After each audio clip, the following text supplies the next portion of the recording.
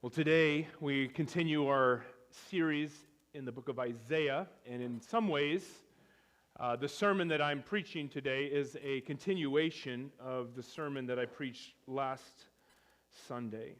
I'm going to be honest with you up front. Well, hopefully I'm honest all the time, but at least in this moment, I'm going to be honest with you. This passage has worked me over this week.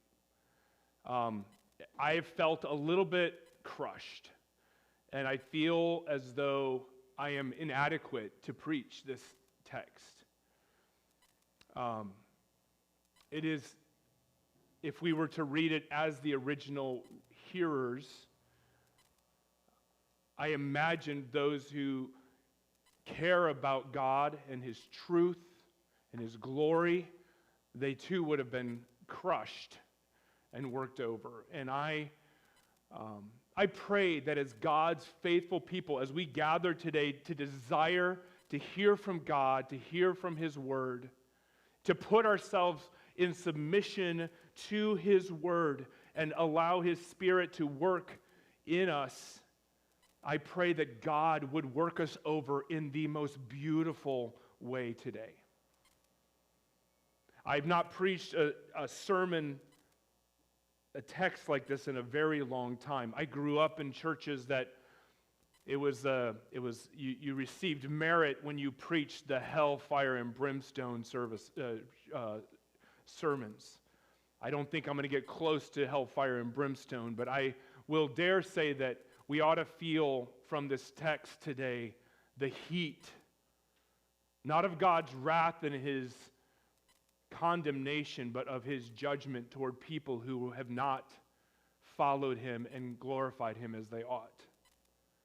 And so what I want to do is I just want to prep you this morning by telling you, let us come to this text asking God to refine us, to cause us to be more obedient to Him, but let us not be fearful that He, as His people, as those who have put their trust in Him, as we have already received our assurance of forgiveness from Romans chapter 3, let us not be fearful that God is going to throw us out, but rather that He wants to turn us into beautiful people for His glory.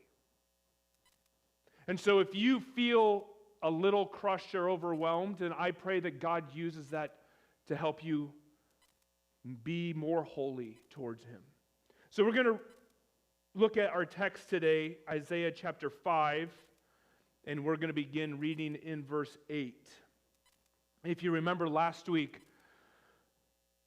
the song that was sung was a parable, or was a song of a vineyard. It was a love song.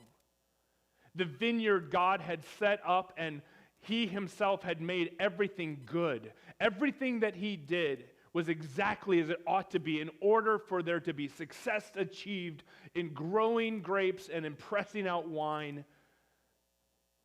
And yet His people produced wild grapes, grapes that were unfit. And the result of that is that everything, the vineyard, the presses, the vat, all of it had to be destroyed and opened up to be trampled because the grapes were no good. So today we ask the question, why were the grapes bad? We didn't quite answer that question last week. What is it that God saw when He grew the grapes, which were His people? What is it that He saw, that He experienced, that caused Him to open everything up to be trampled and destroyed? And in this text, Isaiah gives us 6 woes. 6 woes. So my title this morning is this: when God says, woe. Woe to you. These are the words that came through the prophet Isaiah, and these are to God's people. And this is why His words, His woes, His pronouncement is why there were wild grapes, why they were unfit, why they were not going to be used for the glory of God. So let me read this text, and I want, as I read it, it is about 22 verses, so a little bit long. But let these sink in. Let the words that I read cause us to question and cause us to look to him. He says this: "Woe to those who join house to house, who add field to field until there is no more room, and you are made to dwell alone in the midst of the land.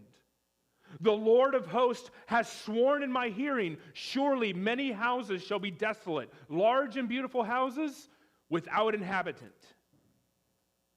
For 10 acres of vineyard shall yield but one bath, and a homer of seed shall yield but an ephah. Woe to those who rise early in the morning, that they may run after strong drink, and tarry late into the evening, as wine inflames them. They have lyre and harp, tambourine and flute, and wine at their feast, but they do not regard the deeds of the Lord, nor see the work of his hand.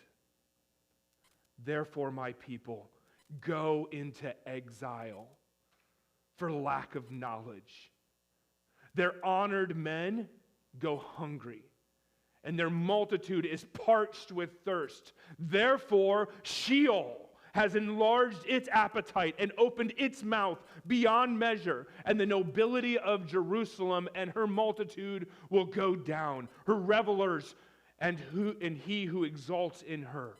Man is humbled, and each one is brought low, and the eyes of the haughty are brought low. But the Lord of hosts is exalted in justice, and the holy God shows himself holy and righteous. Then shall the lambs graze in their pasture. Nomads shall eat among the ruins of the rich. Woe to those who draw iniquity with cords of falsehood, who draw sin as their cart ropes, who say, let him be quick, let him speed his work, that we may see it. Let the counsel of the Holy One of Israel draw near, and let it come, that we may know it. Woe to those who call good evil, evil good, and good evil, who put darkness for light and light for darkness, who put bitter for sweet and sweet for bitter. Woe to those who are wise in their own eyes and shrewd in their own sight. Woe to those who are heroes at drinking wine and valiant men in mixing strong drink, and acquit the guilty for a bribe, and deprive the innocent of what is right.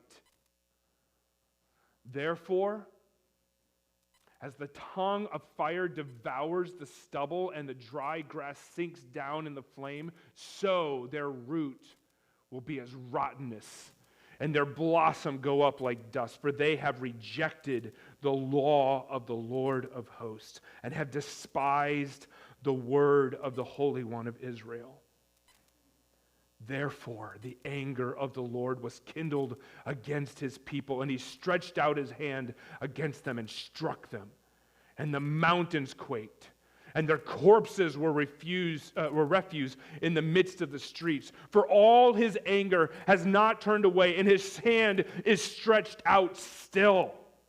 He will raise a signal for nations far away, and a whistle for them from the ends of the earth. And behold, quickly, speedily they come. None is weary, none stumbles, none slumbers or sleeps. Not a waistband is loose, not a sandal strap broken. Their arrows are sharp, their bows bent, their horses' hooves seem like flint, and their wheels like the whirlwind. Their roaring is like a lion. Like young lions, they roar. They growl and seize their prey, and they carry it off. And none can rescue.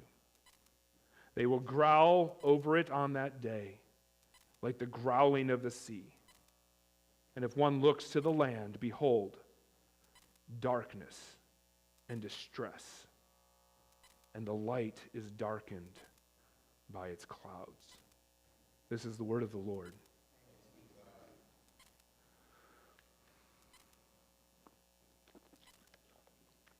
We're going to hurry through these, Lord willing.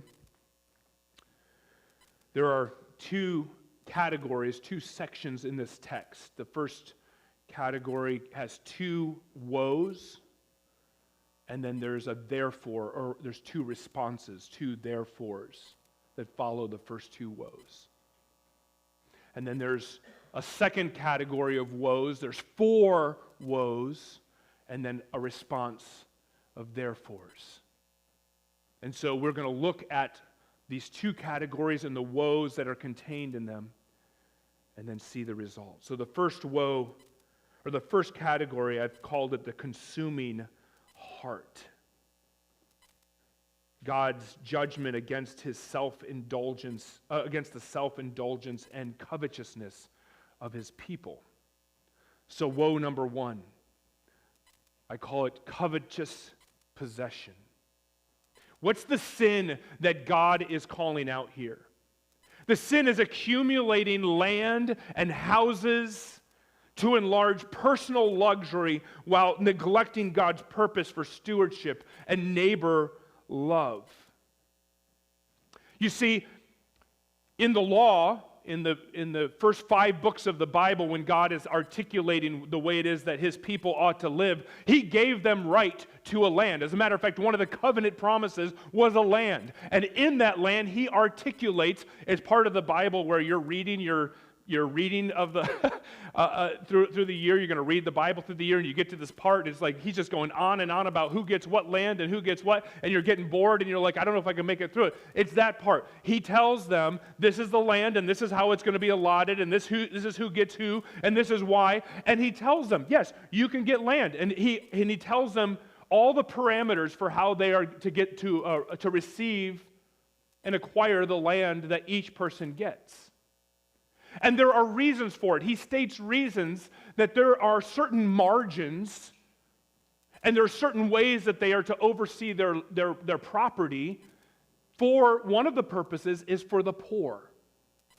The poor who do not have the ability to own land, they are able to use the excess land for their own good. And then on the people's land who are farming the land, the farmers or the people who are that are growing crops in the land are told, make sure you leave a little bit in the field for the poor people to come and glean after you. That's how they get their food.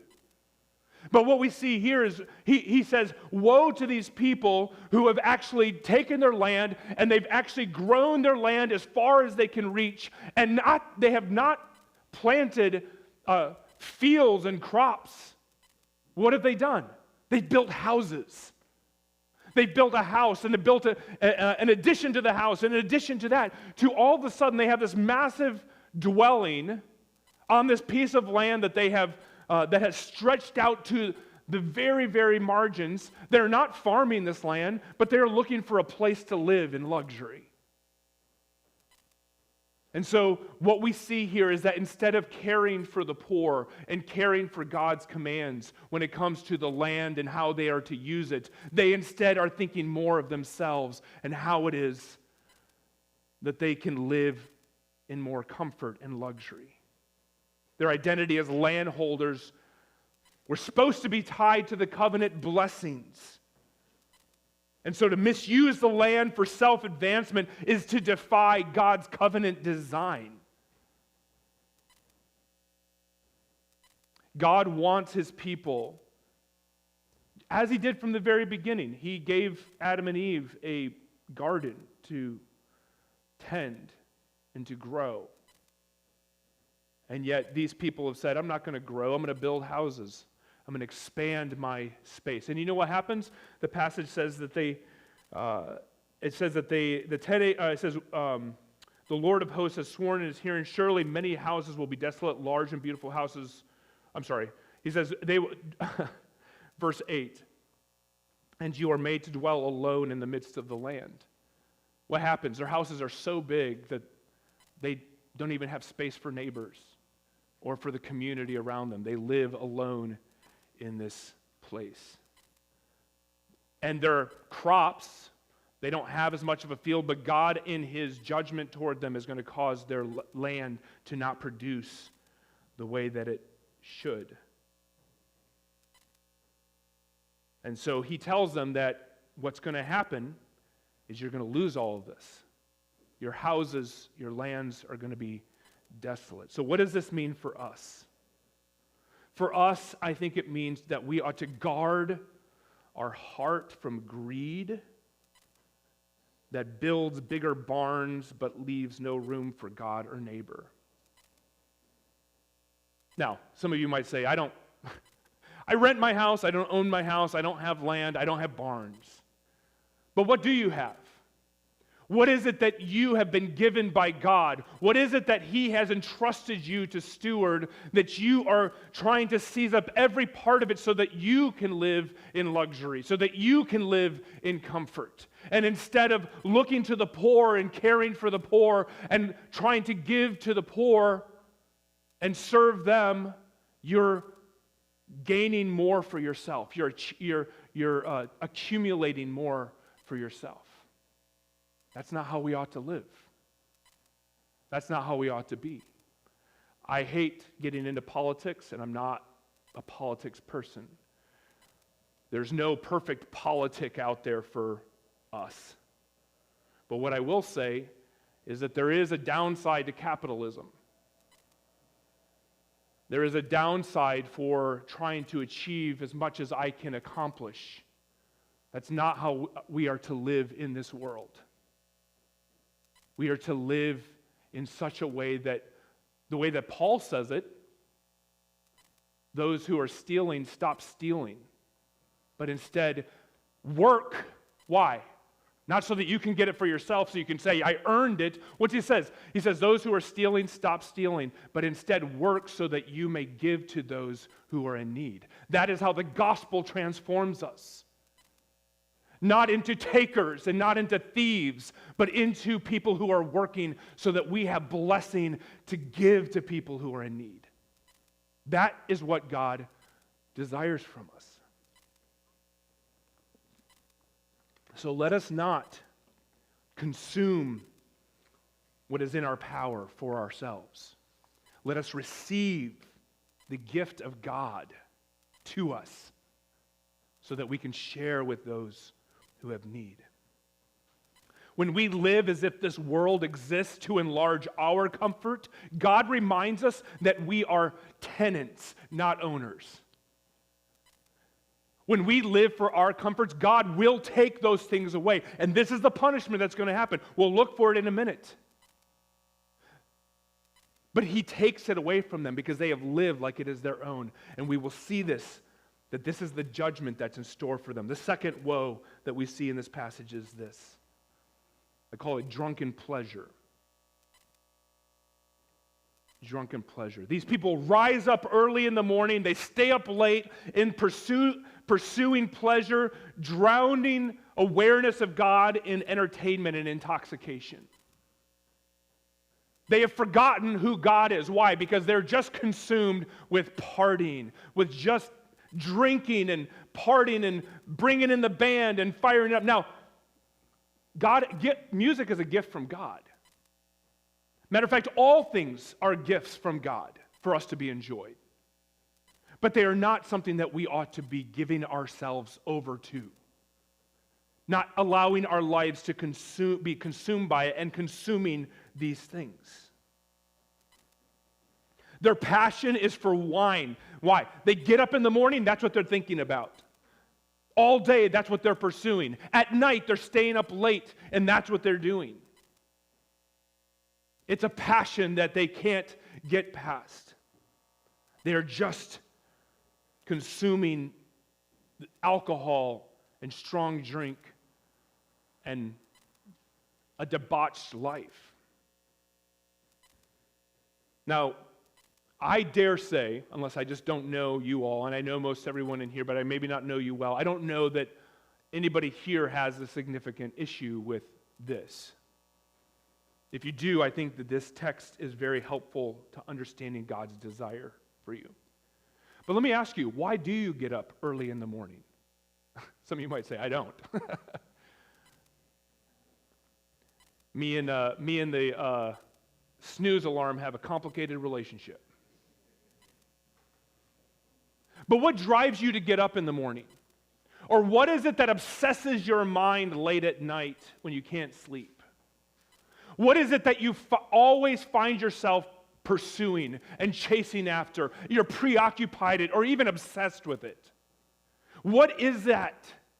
And let me ask you this. Is whatever it is tied directly to the goodness of God and the holiness of God? Is what you can't stop thinking about or that you can't stop searching for on Google or on Amazon or you can't stop going there, is it attached to the goodness and the holiness of God?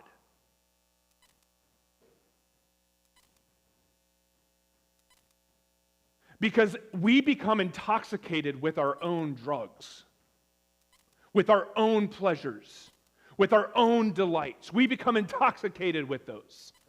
And it steers us and it takes us away from God, His holiness and His goodness. And it is He, like I already said, who gives us all things to enjoy. But in that same text in 1 Timothy, he tells us, let us not be consumed with it. Let us not put our trust and our hope in these gifts that we have been given. But instead, let us put our trust only in God. The danger isn't necessarily wine itself, but the worship that displaces or that is displaced by indulgence. I'm going to tell you, I've got my own struggles, my own vices. I have my own things that keep my mind occupied.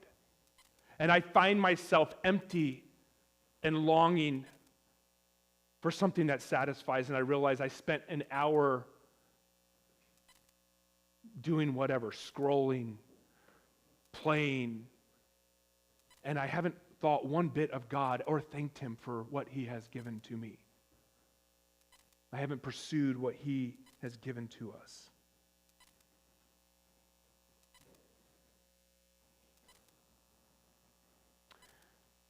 I'm going to just encourage us. Let us find our delight, our satisfaction in God, and let us thank Him for it. Romans 1 tells us what? There was a big problem, and God allowed some of these people who were supposed to be His people, He allowed them to go their own way and do their own thing. What does it say?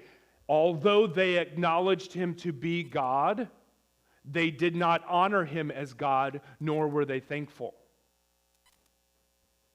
And then He gave them over to their pleasures, their debased minds. Let us be sure that we honor God as God. Let us worship God as God. He is the most valuable. He is the ultimate. Let us be worshiping Him as ultimate, and let us be thankful to Him. If whatever it is that you're consuming, you cannot always couch it in thankfulness to God, then maybe you shouldn't be consuming it, or maybe you need to learn how to be thankful. It's a good thing we have a month that we just started that helps us remember to be thankful. God's people ought to be the champions of thanksgiving. We ought to be the most thankful people. When God is no longer our delight, we drown ourselves in lesser delights. There's so many good stuff. I've got 6 woes to work through here. Eventually, those delights will drown us. These people obviously didn't pay attention to Solomon. You remember Solomon, the wisest man that ever lived? Because he experimented with this as well. In all of his wisdom, he experimented with this. In Ecclesiastes chapter 2, I heard someone refer to the book of Ecclesiastes as Solomon's journal, like his personal memoirs. He says in Ecclesiastes chapter 2, he says, as I said in my heart, like I said, he's experimenting. What's valuable? What's worth living for in this life? He said, I said in my heart, come now, I will test you with pleasure. Enjoy yourself.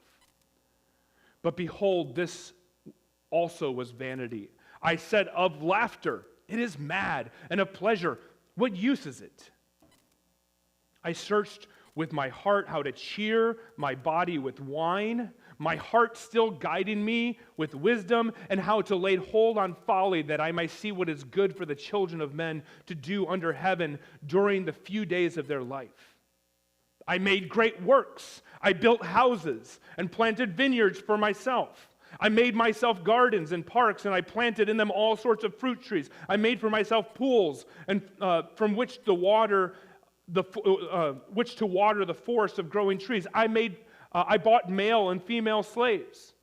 I had slaves who were born in my house. I also had great possession of herds and flocks, more than those who had been before me in Jerusalem. I also gathered for myself silver and gold and treasure of kings and provinces. I got singers, both men and women, and many concubines, the delights of the sons of men. So I became great and surpassed all who were before me in Jerusalem. Also my wisdom remained with me, and whatever my eye desired, I did not keep from them. I kept my heart from no pleasure, for my heart found pleasure in all my toil, and this was my reward for all my toil. Then I considered all that my hands had done, and the toil that I had expended in doing it, and behold, all was vanity and striving after the wind, and there was nothing to be gained under the sun.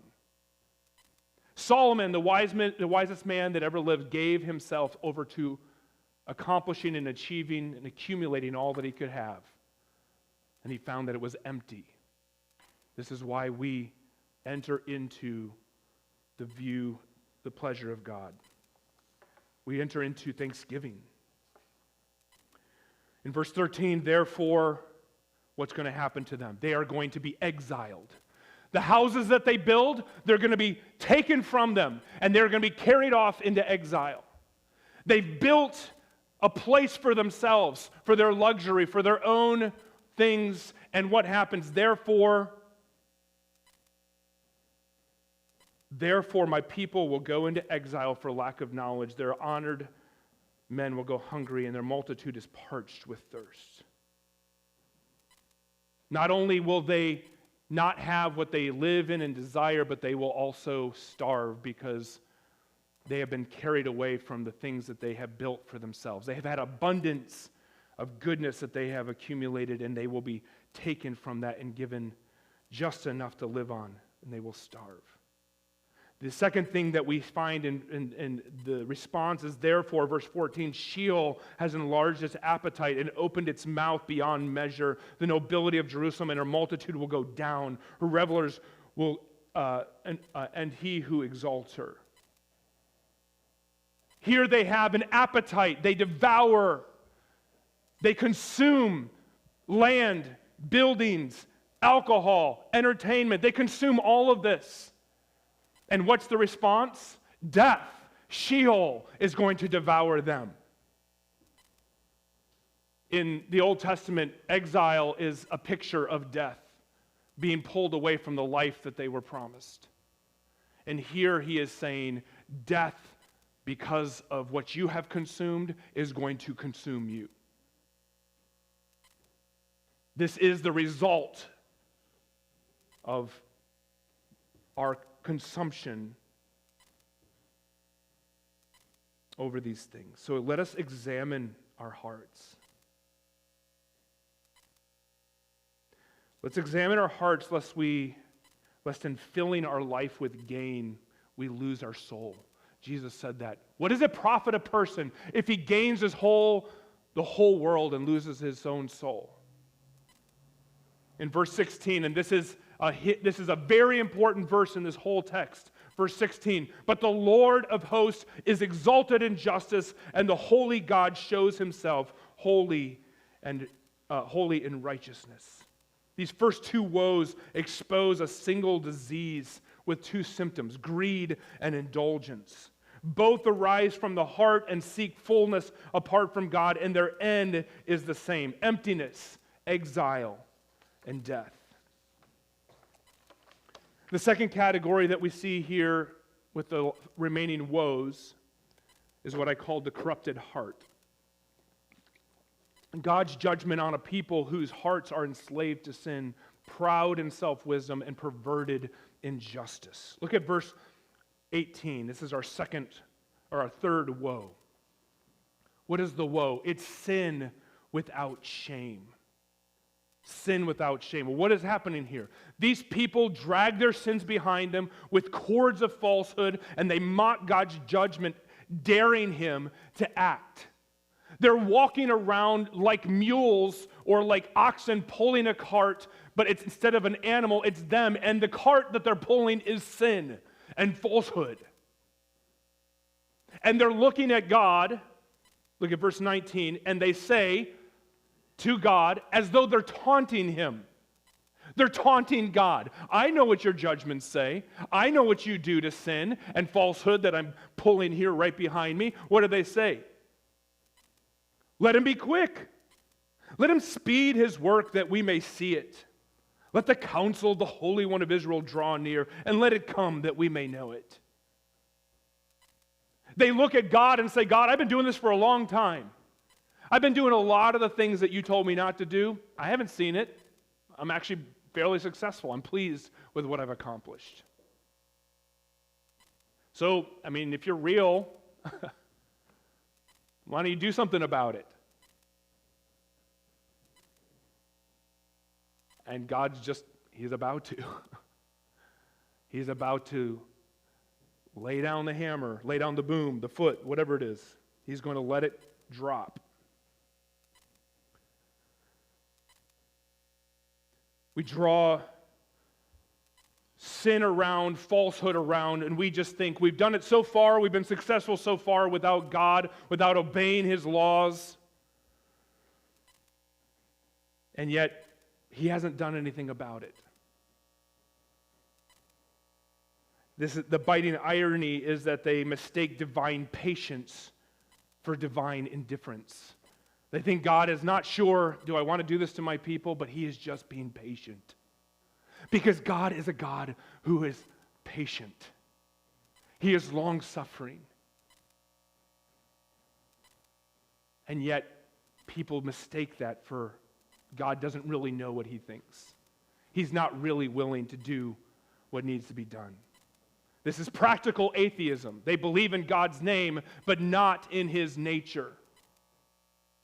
They say, if he were real, he would have stopped me by now. So for us, listen, Redeemer, do not carry sin like a trophy or taunt the God who has warned you of its weight. Do not carry sin like a trophy. When we no longer tremble at sin, we have already begun to fall under its dominion. When we no longer tremble at sin, we've already given ourselves over to a place where it has rulership in our life. Woe for moral reversal, calling evil good and good evil, redefining morality to suit our personal comfort. This is not ignorance, but it's arrogance. They know what is good and evil, but they exchange them at their convenience. And this is seen not just in one way or the other. You might say, oh, it's not me. I want you to consider this. It's seen in both legalism and libertarianism. Both fit. One invents new rules and calls them righteous. The other discards God's rules and calls it freedom. We invent new things. And this is the essence of Jesus' woes in Matthew 23. Jesus pronounces 7 woes. And he's specifically targeting the Pharisees. And the Pharisees have created laws and ideas that they are oppressing other people with. They have decided for themselves what is good and what is bad, what is right and what is wrong, what is light and what is dark. If what we believe and if what we preach and what we live out is not coming from God, then it's not his words. We can't reinterpret and rewrite God's words for him. We can't oppress people around us with the weight of something that God has not said. Nor can we free ourselves of something that God has said is sin and just say, hey, it's fine. It's all good. It hasn't hurt me yet. We cannot call the things that are good evil and the things that are evil good. We cannot call things that are darkness light and things that are light darkness. God will carry out, and He is the righteous judge. He will do what is right. He will accomplish what is right in the end. And if you call it darkness now and it's light, it will one day be corrected. If you call it good now and it's evil, God, the righteous judge, will make it right. We must not be guilty of moral reversal. The cultural inversion where the vice is branded as virtue and conviction as intolerance. Listen, what is the biggest influence of what you determine is right and wrong? What is the biggest thing that influences what you believe? Because the Pharisees took God's words and they created a whole system and a whole identity around their reinterpretation of God's laws. We cannot go outside of what God says. We cannot create a whole system of right and wrong based on our feelings or based on our interpretation of things that we know that the Bible says. Where God offers grace and mercy, we ought to see grace and mercy. Where He offers love and compassion, we ought to see love and compassion. Where He lays down holiness and goodness and evil, we have to see it His way. That is the way that we ought to walk and live as His people. So guard your soul from the arrogance that rewrites God's definitions of right and wrong. When we lose God's definitions, we lose ourselves. We are made in the image of God. We are supposed to be saved to be His people. When we lose God's definitions, we lose ourselves. Woe 5. Self-exalted wisdom. Self-exalted wisdom. Verse 21 says, woe to those who are wise in their own eyes and shrewd in their own sight. The sin we see here is arrogance and self-reliance. Wise in their own eyes, but clever in their own sight. They think that they're the smartest person in the room. There's no value in the room, and I'm guilty of this. I'm about to say it. Being the loudest person in the room and like my words to be heard. I may not truly believe that I'm the wisest person in the room, but I act like it sometimes. We might value our ideas, our opinions over everyone else that's around us. We don't listen, we talk. We announce, we proclaim what we think, what we believe. And people go away thinking and hearing your ideas and your words, and they miss God's altogether. People who are wise in their own eyes are ones who think that they're the wisest, smartest person in the room. The person that everyone else ought to learn from. And yet God and His word and His wisdom is somehow drowned out in all of it. We ought to be hearers. We ought to be learners. We ought to be listeners. We must be humble.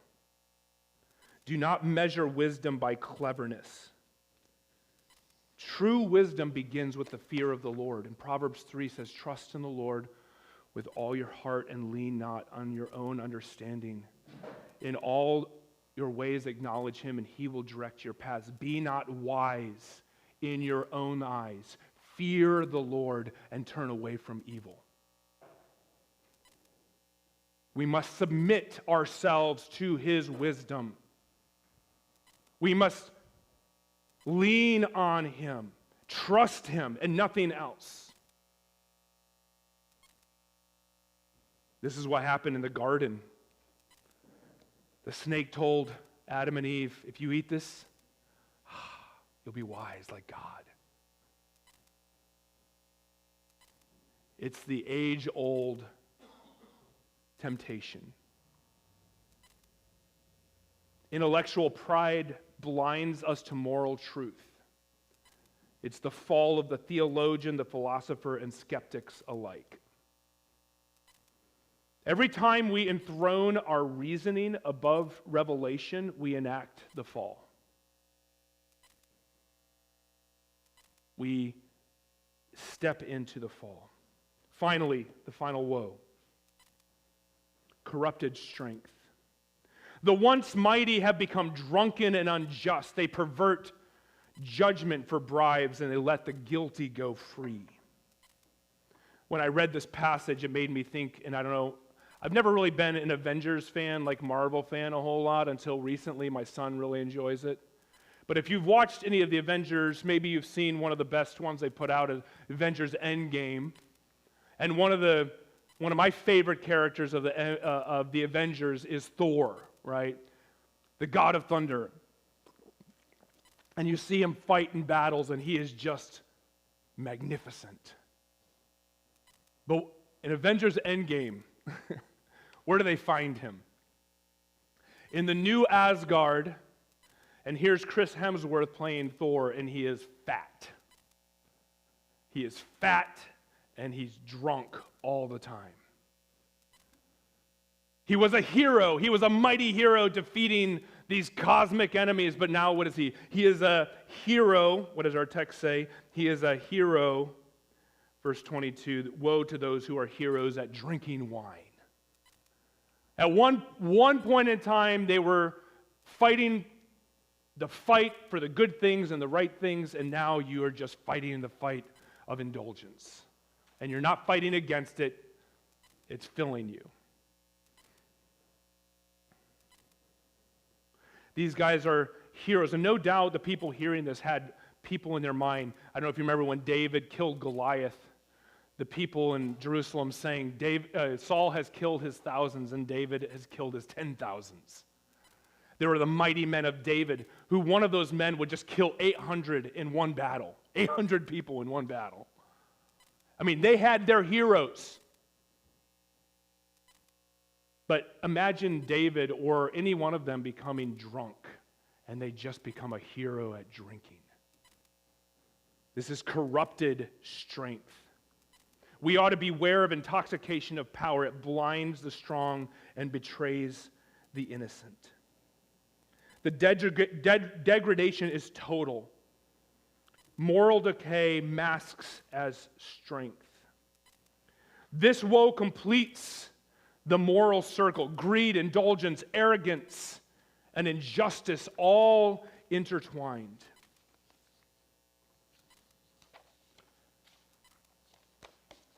And in this case, when leaders lose sobriety, we see it here because it says that he accepts a bribe. They accept bribes for those who are actually guilty to let them go, and they condemn and they oppress the innocent. These are people with power. When leaders lose sobriety, moral, spiritual, or literal, the whole society suffers.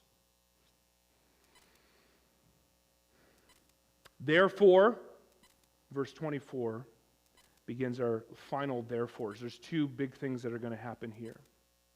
There's a fire that's going to come in and consume them. The picture is fire. The picture is that they are like grass. And the scripture says that very often, grass. And the fire is going to come in and burn them up, consume them, take them over. They're going to be turned into rottenness. The final, therefore, erupts like a wildfire. God's wrath consumes the people because they have rejected the law of the Lord of hosts and despised the word of the Holy One of Israel. I want you to notice that verse 16, but the Lord of hosts is exalted in justice, and the holy God shows himself holy and righteous. And then in I believe it's verse 24, or 24, the end of the verse, for they have rejected the law of the Lord of hosts and despised the word of the Holy One of Israel. There are two names given to God here. The Lord of hosts, you might know as the warrior fighter's name.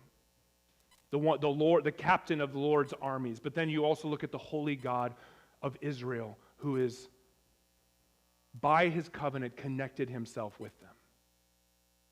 So we have both the warrior that is going to do warlike action against them, and we have the God, the Holy One of Israel, who is still identifying with them. The God who planted his people in holiness will not allow them to remain in corruption. So what happens? He gives us a picture of a fire coming and just burning it all up, and whatever's left is left. But then he says this. We see this at the beginning, chapter 2. I mentioned it last week, chapter 2. He says, all the nations will come and stream to Mount Zion. But in this case, what's going to happen? He's calling a signal, a whistle. Come quickly. And guess what? They are going to come quickly without hindrance. That whole last 4 or 5 verses talks about how they are going to come. And they are not coming for a party. They are not coming to the mountain of the Lord to worship. They are not coming. They are coming as servants and messengers of God to what? To wipe out his people and take them into exile. God is the one that is signaling the nations to come and do his bidding on his people. This is how he views these sins and this falsehood. This is how he views their lives.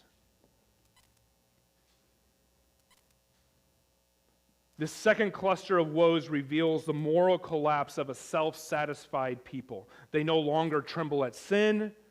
They no longer discern what good from evil. They no longer depend on God's wisdom and no longer defend justice. The result is inevitable: fire, exile, the silence of God's mercy. Until grace speaks again in Isaiah 6, when God reveals to Isaiah a vision of his glory and his beauty. But I'm just going to let us sit in this for a minute. I talked to Daniel and Royce and said I wanted to maybe preach this in the place of the confession. Just sing our first songs and then speak this and then have the rest of the service. We decided not to do that. But what I want to do is I want us to sit in silence for a minute before Pastor Royce comes and leads us at the table.